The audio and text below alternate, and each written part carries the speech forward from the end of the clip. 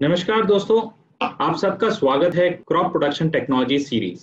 और ये है एपिसोड नंबर 2। टॉपिक होगा फर्टिलाइजर के ऊपर। आज हमारे साथ उपस्थित है आर माधवन। वो एक इंजीनियर है और एग्री एक्सपर्ट भी है। आइए जानने की कोशिश करेंगे खेत में कितने फर्टिलाइजर इस्तेमाल करना है और कौन से फर्टिलाइजर में कितना न्यूट्रिशन होता है, कम इस्तेमाल करने से क्या होगा और कितना फर्टिलाइजर कौन से टाइम में कैसे इस्तेमाल करना, इन सब की जानकारी लेने की कोशिश आज करेंगे। नमस्कार Madhavan sir, over to you. नमस्कार, मैं बहुत खुश हूँ एपिसोड 2 पर आने के साथ। आज हम खाद के बारे में बात करेंगे। खाद पौधे का भोजन होता है, इस तरह हमें इसे समझना होगा। पौधे को प्रदर्शन के लिए खाना पड़ता है, तो किसी भी प्राणी को अनुकूल प्रदर्शन के लिए संतुलित आहार चाहिए। तो यहाँ मिट्टी जो है वो माध्यम का या प्लेट का किरदार निभाएगी, जिस पर पोषक तत्व डाले जाते हैं, जिस पर फसल के प्रदर्शन के लिए तत्व डाले जाते हैं। हर्षवर्धन जी से अनुरोध करूंगा कि वो मुझे कुछ समय के लिए चार्ट दिखाएं। ये केवल आपको समझाने के लिए है, मैं बिल्कुल भी ज़्यादा केमिस्ट्री में जाकर उसकी क्लास लेना नहीं चाहूँगा। ये बस आपको बताने के लिए है।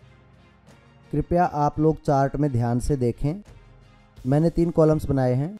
प्राइमरी एलिमेंट, जब मैं प्राइमरी कहता हूँ तो इसका मतलब बहुत बड़ी मात्रा। जब मैं कहता हूँ सेकेंडरी, तो दूसरा जो बीच में है वो थोड़ी कम मात्रा में चाहिए पर है बहुत ज़रूरी। और फिर माइक्रो एलिमेंट्स, बहुत ही कम मात्रा में पर फिर भी इनकी ज़रूरत है।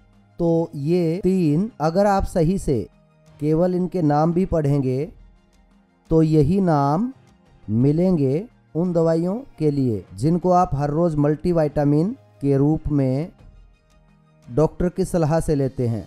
इसका मतलब ये मिनरल्स, चाहे वो हों प्राइमरी, सेकेंडरी, माइक्रो, और ये सब तत्व हमें भी चाहिए होते हैं। तो मतलब इनको पहले से मिट्टी में होना चाहिए जब हम उन प्रोडक्ट्स को खाएं।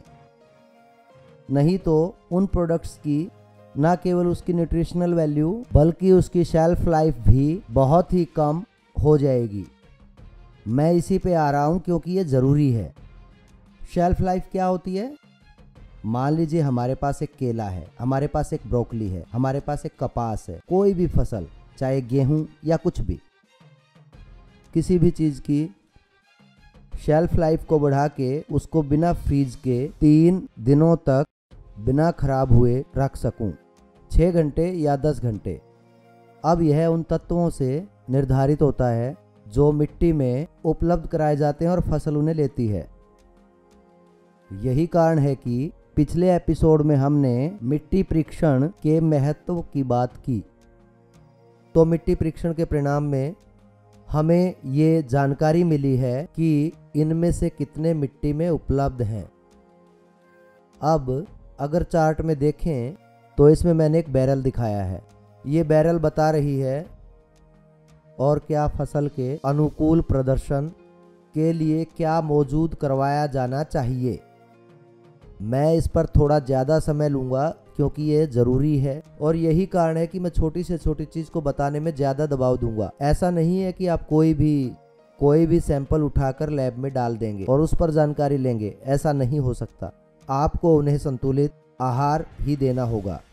फसल किस प्रकार की है इस पर आधारित। मैं फसल की बात क्यों कर रहा हूँ? मानिए अनाज आप सब जानते हैं, जीरी, गेहूँ, जवार, इनमें से कोई भी अनाज माना जाएगा। अनाज ज़्यादा फॉस्फोरस की मांग करता है। यही कारण था कि मैंने कहा फसल चुनिंदा तत्व लेती है। अगर आप लेते हैं शिमला मिर्च, ब्रोकली, कपास, टमाटर, इनको ज़्यादा पोटाश की ज़रूरत है। तो इसका मतलब फसल के लिए ठीक तत्व मिट्टी में डालें, ना कि कोई भी बिना सोचे समझे। ये ऐसे नहीं है कि ऐसे ही आंख बंद करके ऐसे ही NPK डाल दिया बिना कुछ जाने। और मैं पक्के से कह सकता हूँ कि आप में से बहुत लोग सेकेंडरी न्यूट्रिएंट्स नहीं डालते, माइक्रो न्यूट्रिएंट्स भी ठीक से बैलेंस करके नहीं डाल रहे। अगर वास्तव में उदाहरण दिया जाए तो ये जिंक और कॉपर ये दोनों हमें भी चाहिए होते हैं। अब आप सब अच्छे से जानते हैं इसके लिए अब कितना जिंक चाहिए। आजकल हर कोई केवल बस इम्यूनिटी के बारे में ही बात कर रहा है। कोरोना वायरस की वजह से अब ये इम्यूनिटी में सुधार आता है जिंक से। अब जिंक कैसे मिले? ये आपकी खाद्य श्रृंखला में होनी चाहिए ताकि ये अंदर बन सके। वो एक जिंक की गोली खाने से कहीं ज़्यादा अच्छा है। और फसल को जिंक कैसे मिलेगा? आपको ये मिट्टी में डालना होगा। आप इसे कैसे डालेंगे? अब आपको समझना होगा, मिट्टी को अच्छे से परखना होगा। इसलिए मैंने बताया मिट्टी परीक्षण का महत्व। तो ये हमारे 5 कर्मों में से एक है। ये दूसरा जरूरी कर्म है जो हमें करना है खेती में। पूरे विश्लेषण के लिए मिट्टी परीक्षण। अब मुझे मिट्टी विश्लेषण में 2 चीज़ें बतानी हैं, पॉजिटिव और नेगेटिव। हर जगह ये पॉजिटिव और नेगेटिव आयंस होते हैं, जैसे महिला और पुरुष। तो ये हर प्राणी में 2 प्रकार के भेदभाव हैं जो पॉजिटिव और नेगेटिव हैं। मिट्टी में हम बात करेंगे पॉजिटिव आयंस की, जो हैं कैल्शियम, मैग्नीशियम, पोटेशियम, सोडियम। अब ये मैं केवल नाम बता रहा हूँ, ज़्यादा उत्सुक मत होना और ना ही ज़्यादा उलझना इन शब्दों में। और आपको ये समझना होगा कि ये आपकी फसल के प्रदर्शन के लिए बहुत ज़रूरी हैं। कैल्शियम, मैग्नीशियम, पोटेशियम, सोडियम ये पॉजिटिवली चार्ज्ड हैं। आपको पता है मिट्टी में नेगेटिव चार्ज है। नेगेटिव चार्ज मतलब एक जैसे फोर्स एक दूसरे से अलग करते हैं और अलग फोर्स आकर्षित, जैसे महिला और पुरुष आकर्षित, महिला और महिला लड़ाई, पुरुष पुरुष लड़ाई। ये एनर्जी का कानून है, ठीक है। ये साधारण है और हम सब जानते हैं। लड़की आप पर हंसे तो आप खुश होते हैं, और अगर कोई दूसरा आदमी आए तो आपको गुस्सा आता है। तो मिट्टी भी ऐसे ही है। आपको समझना होगा नेगेटिव और पॉजिटिव। मिट्टी में नेगेटिव चार्ज है तो ये पॉजिटिवली चार्ज्ड नेगेटिवली चार्ज्ड मिट्टी पर हमला करता है। इस नेगेटिवली चार्ज्ड मिट्टी को क्ले पार्टिकल्स कहते हैं। यही है जो हम मिट्टी परीक्षण में निर्धारित करते हैं, कितने प्रतिशत ये मिट्टी संभाल सकती है। देखो, बहुत ज़रूरी है कि मैं कितना ले सकता हूँ। मेरे ब्लड टेस्ट में अगर आप मुझे देखें, ब्लड टेस्ट वाले डॉक्टर मेरे को कहेंगे कि आप केवल बहुत सारा फैट या बहुत, डॉक्टर बताएंगे कि ये मत खाओ और अच्छा प्रोटीन लो और भी बहुत कुछ। बिल्कुल ऐसे ही मिट्टी में भी क्षमता होती है कुछ तत्वों को संभालने की। ओके, अब ये हैं नेगेटिवली चार्ज्ड आयंस। जब हम पॉजिटिव की बात करते हैं तो नेगेटिव भी होगा। जैसे आप नेगेटिव आयंस ले लीजिए, वो दूर होते हैं, जैसे अमोनिया, यूरिया, बोरोन, ये सब चीज़ें नेगेटिवली चार्ज्ड हैं। मतलब नेगेटिव रिपेल मतलब वो मिट्टी में नहीं रहते। दूसरे शब्दों में हम उनका स्तर नहीं बना पाते। देखो, आपको कुछ तत्व मिट्टी में फसल के खाने के लिए छोड़ने होंगे, पर वो मिट्टी से दूर जा रहे हैं क्योंकि नेगेटिव को दूर करता है, तो दूर चले जाते हैं, रुकते नहीं हैं। मतलब हमें हर साल थोड़ा थोड़ा करके डालना होगा, जैसे जैसे फसल इनको लेगी। इसे कहते हैं अमोनिया, यूरिया, ये चीज़ें, सल्फर, ये सब नेगेटिव हैं और मिट्टी भी नेगेटिव है। रिपेल मतलब इसको दूर करना, मतलब धक्का मारना, तो वो चलते रहते हैं। कृपया थोड़ा समझे, मैं आपको कंफ्यूज नहीं कर रहा हूँ, सही बता रहा हूँ। इसको आपके लिए बहुत सिंपल रखा है। जब वो रिपेल करते हैं तो ऐसा हो सकता है कि ज़्यादा मात्रा में बारिश इन तत्वों को अपने साथ ही बहाकर बहुत दूर ले जाती है। वहीं पर कैल्शियम, मैग्नीशियम और पोटेशियम के पॉजिटिवली चार्ज आयंस को जमा करके रख सकते हैं। मतलब आप उन्हें डालते रहें तो वो दूर नहीं जाएंगे, वो मिट्टी से जुड़ सकते हैं क्योंकि मिट्टी नेगेटिवली चार्ज्ड है और वो पॉजिटिव। अलग अलग फोर्स पास बुलाते हैं और उनको बांधकर वहीं पर रखते हैं और उस पॉइंट पर आपको पचाना होगा। हम लौटेंगे मिट्टी के ऑर्गेनिक मेथड पर। अब हर कोई बात करता है ऑर्गेनिक। अच्छा है, ऑर्गेनिक मैटर पोषक तत्वों से भरपूर सामग्री नहीं है, ये कहकर ये जरूरी तत्व हैं और बहुत ज़रूरी मिट्टी का संशोधन है। देखो, मैं नहीं कह सकता कि हमारे खाने में चावल गलत है या गेहूं गलत है। हमें वो चाहिए, पर निर्धारित मात्रा में, थोक में, पर ज़्यादा नहीं। अंत में आपको डायबिटीज़ या कोई और बीमारी हो जाएगी, हम नहीं जानते, पर बहुत ज़्यादा अच्छा नहीं है। ऐसे ही ऑर्गेनिक मैटर को हम इसलिए डाल रहे हैं ताकि वो पानी और पोषक तत्व को संभालें, मतलब वो मिट्टी के नेगेटिव चार्ज वाले हिस्से का काम कर रहे हैं। मिट्टी परीक्षण करके ही आप समझ पाएंगे कि क्या मिट्टी में पर्याप्त क्ले है, वरना मुझे ज़्यादा ऑर्गेनिक मैटर मिलाना होगा कि वो क्ले बन सके, क्योंकि मुझे कोई चाहिए होगा जो वहाँ रहकर पोषक तत्वों पर पकड़ बनाए रखे ताकि फसल उन्हें खा सके। तो ऑर्गेनिक मैटर संशोधन का काम करता है, पोषक तत्वों और पानी को पकड़े रखने में, किसी और काम के लिए नहीं, पर यह बहुत ज़रूरी काम है। दुर्भाग्यवश हम सब सोचते हैं कि ऑर्गेनिक मैटर में बहुत सारे पोषक तत्व हैं। मैं थोड़ा सा उस पर भी बताऊंगा, लेकिन बहुत ज़्यादा नहीं। जब तक गाय अच्छे से नहीं खाएगी सभी मिनरल्स और पोषक तत्वों के साथ, वो जो भी देगी उसकी न्यूट्रिएंट्स वैल्यू होगी। याद रखें, गाय आपकी खाद की फैक्ट्री नहीं है। गाय एक प्राणी, एक जानवर है जो जीना चाहती है, तो ये खाती है जो भी आप देते हैं। ज़्यादातर गायें कुपोषित रखी जाती हैं, उन्हें अच्छे से खाना नहीं मिलता, तो जो भी मिलता है वो उसे खा लेती हैं। तो जो भी वो खाती हैं तो वो उसे खुद के उपापाच्य के लिए इस्तेमाल करती हैं, मतलब आधे पोषक तत्व पहले ही जा चुके हैं और बचे हुए दूध या बछड़े के लिए हैं, और बचा हुआ गोबर के रूप में फेंक दिया जाता है। आप गोबर से इतना पोषक होने की उम्मीद कैसे कर सकते हैं कि आपको अच्छी फसल मिले? ये बस इतना ही काम कर सकता है कि मिट्टी में डलकर कुछ हद तक पोषक तत्वों और पानी को पकड़े रखे, और ये आपकी मिट्टी को संतुलित करने के लिए ज़रूरी है। अब आगे बढ़ते हैं। हमने बात की थी मोबाइल और इमोबाइल की। मिट्टी पॉजिटिव और नेगेटिव को पकड़े हुए है और दूसरा रिपेल कर रहा है। ये जो रिपेल कर रहा है, हमारे लिए इसे पानी में बहाना बहुत ही आसान है। जब भी आप फसल के दौरान सिंचाई करते हैं, आप इसे थोड़ा थोड़ा डाल सकते हैं और पौधा इसे खाना स्टार्ट कर देगा, तो नुकसान नहीं होगा। मतलब थोक में जो नाइट्रोजन खेतों में डाली जाती है, वो असल में नुकसान है पौधे के उस खाने का, और नदी तालाबों में कचरा फैलाना। असल में क्या करना है कि हम उसे फसल के दौरान थोड़ा थोड़ा डालेंगे ताकि वो पूरी तरह अवशोषित और अच्छी फसल बन के सामने आए, बजाय कि इसे थोक में डालें।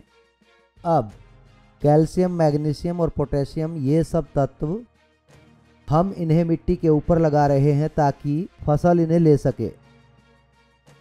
प्लीज़ समझिए कि मैं नेगेटिव और पॉजिटिव पर दबाव क्यों डाल रहा हूँ, क्योंकि नेगेटिवली चार्ज मिट्टी इन चीज़ों को अच्छे से पकड़ सकती है। जहाँ आपने लगाया, हमने उसे सतह पर लगाया है, वो उन्हें सतह पर पकड़कर जड़ों में जाने से रोकेंगी, पर जड़ें नीचे दबी हुई हैं। हम एक प्लेसमेंट टूल दिखाने वाले हैं। ये प्लेसमेंट टूल जो हम आपको स्क्रीन पर दिखा रहे हैं, ये एक उपकरण है जो आपकी मिट्टी परीक्षण के हिसाब से चीज़ों को जमाता है। ये बिल्कुल जड़ों पर रखा जाता है, बिल्कुल वहाँ जहाँ जड़ हैं। जड़ें जहाँ भी जाती हैं वो इन चीज़ों से टकराएंगी और इन्हें शौक लेंगी। खाद को बैंड में लगाने से खाद को इस्तेमाल करने की कुशलता 75% तक बढ़ जाती है। उदाहरण के तौर पर, आप सतह पर 100 किलो DAP डाल रहे हैं या सतह पर पोटाश डाल रहे हैं, लेकिन पौधे उसमें से केवल 5 किलो ही लेते हैं। वहीं अगर आप इसे फर्टिलाइजर्स प्लेसमेंट टूल्स की मदद से बैंड्स में लगाते हैं तो वो लगभग 75 किलो लेते हैं। तो आप असल में 100 किलो डाल रहे हैं, लेकिन फसल को केवल 5 किलो मिल रहा है और प्रदर्शन कम हो जाता है, और उस फसल के लिए आपका 70 किलो खराब जाता है। मौजूद हो भी सकता है या फिर बारिश में बह गया हो।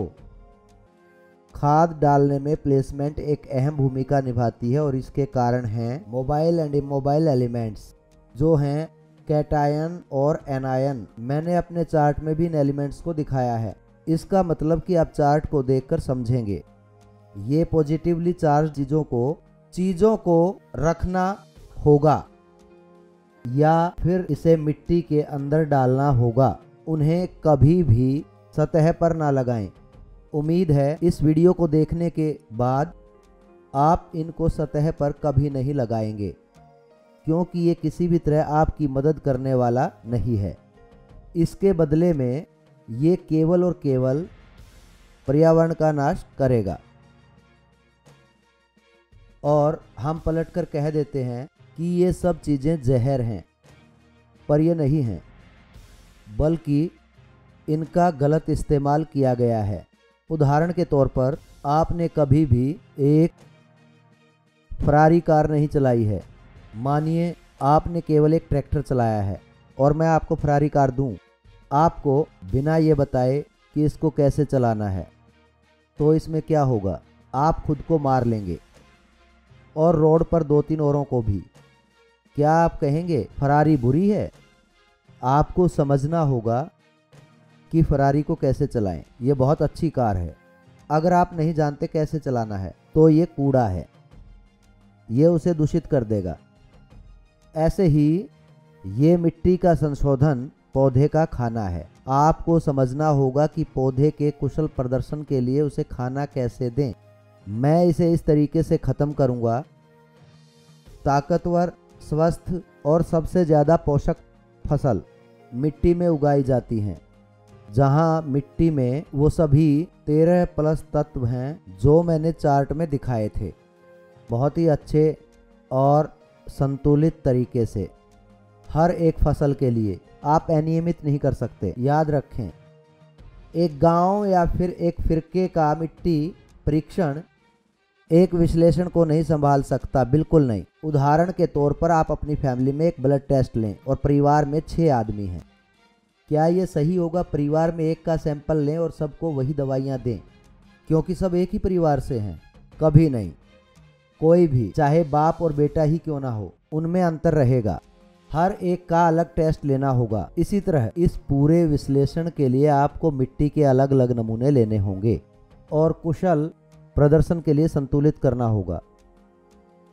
उदाहरण के तौर पर अगर कैल्शियम ज़्यादा है तो उस जगह की मिट्टी ढीली रहेगी। अगर मैग्नीशियम अधिक है तो ये टाइट होगी। अब मैं ऑक्सीजन और हवा पर कुछ कहूँगा। इसको विस्तार से बाद में आपको सिंचाई वाले भाग में बताऊँगा, क्योंकि सिंचाई में भी इसकी ज़रूरत है। ऑक्सीजन और हवा मिट्टी के लिए भी बहुत ज़रूरी हैं। ऑक्सीजन और हवा भी बहुत ज़रूरी तत्व हैं फसल के प्रदर्शन के लिए।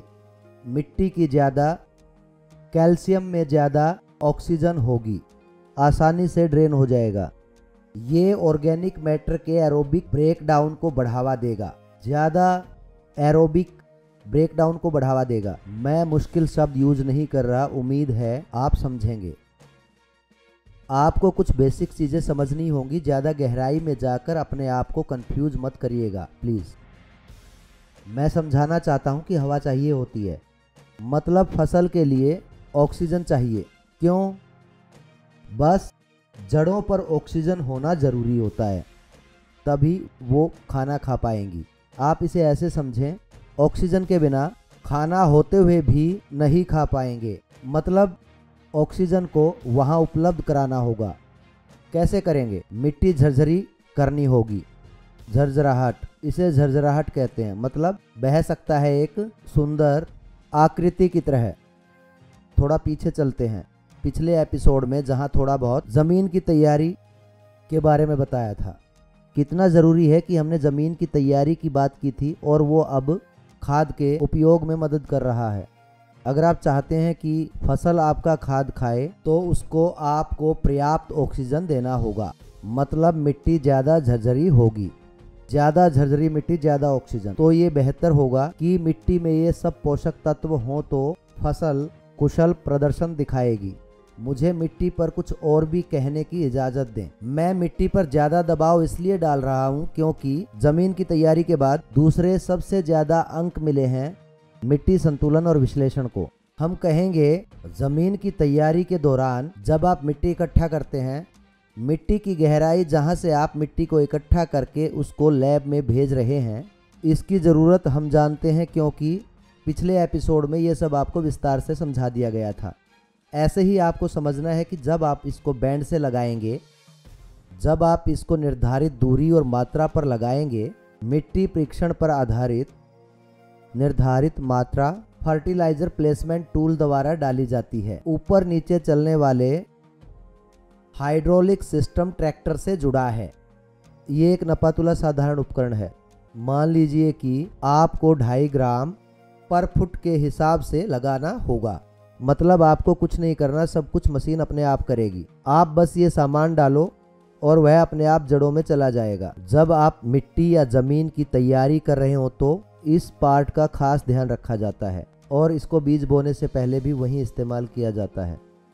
ये मटेरियल इमोबाइल है। अब आप जानते हैं कि कौन सी चीज़ इमोबाइल है। मिट्टी का विश्लेषण जो आपको लैब से मिला है उससे आप जानते हैं कि कितनी मात्रा में ये मौजूद है। ध्यान रहे कि कैल्शियम 65% होनी चाहिए हमारी तरह।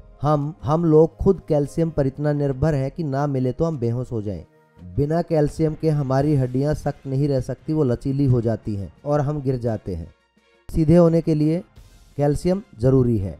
फसल को भी खड़े रहने के लिए कैल्शियम की ज़रूरत होती है, ना कि गिरने में। पौधों में कैल्शियम सेल के रूप में होती हैं, कैल्शियम पैक्टेट। तो अब वो तत्व जो मिट्टी से सोखे गए, आपको पक्का करना होगा कि वो एक स्तर और एक मात्रा में उपलब्ध हों। अब मैं मिट्टी पर आपसे कुछ सवाल जानना चाहूँगा। इसको मैं और अधिक नहीं खींचना चाहता। मुझे लगता है आज मुझे यहाँ रुकना चाहिए जब तक मुझे और सवाल नहीं मिलते। मुझे लगता है कि सब कंफ्यूज है, बहुत सारे सवाल होंगे। मैं मिट्टी विश्लेषण के साथ इसे छोड़ रहा हूँ। अब हम दूसरे एपिसोड में मिलेंगे जहाँ हम सिंचाई के बारे में बात करेंगे। इसके लिए बहुत धन्यवाद हर्ष। बहुत अच्छी और डिटेल जानकारी आज आपने दिया है फर्टिलाइजर टॉपिक के ऊपर। मैं यकीन के साथ कहना चाहूँगा कि बहुत सारे किसानों के मन में प्रश्न उठ रहे होंगे इस टॉपिक के ऊपर।